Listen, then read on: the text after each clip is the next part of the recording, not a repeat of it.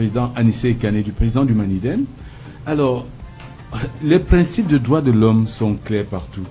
Je me demande pourquoi on prive cet homme de ses appareils respiratoires.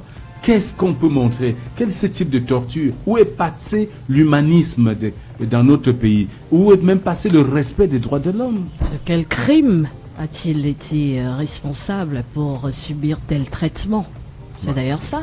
C'est un crime contre l'humanité. Est-il descendu dans les rues? A-t-il tiré à bout portant sur des Camerounais? A-t-il détourné des milliards? Par exemple. Enfin, il faut dire, même en cas de crime, même les criminels ont droit à un meilleur traitement. Encore que. Même les criminels ont droit à un meilleur traitement. Le droit de l'homme nous l'impose.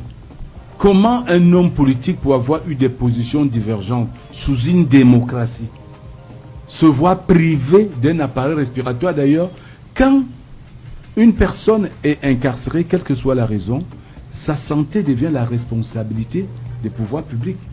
Parce que lui n'est plus libre. Même si c'est un criminel, vous devez prendre soin de sa santé. Vous avez des prisonniers qu'on amène soigner, même s'ils sont menottés sur leur lit. Ils sont soignés dans les hôpitaux pour renvoyer dans des prisons plus tard. Mais pourquoi ne pas permettre à M. Anissé Kane d'avoir accès à son appareil respiratoire? Il faut être humain. Il faut être humain. Peut-être certains le font avec le zèle. Mais rappelons-nous que le zèle a toujours attrapé les plus zélés de la terre.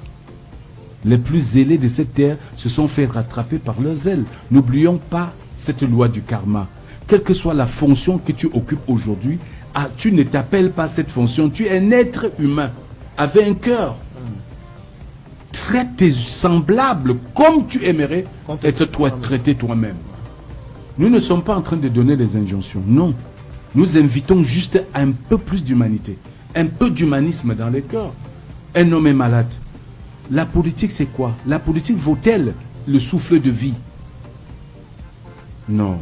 À un moment donné, il faut faire preuve d'humanisme. Il faut faire preuve d'humanisme.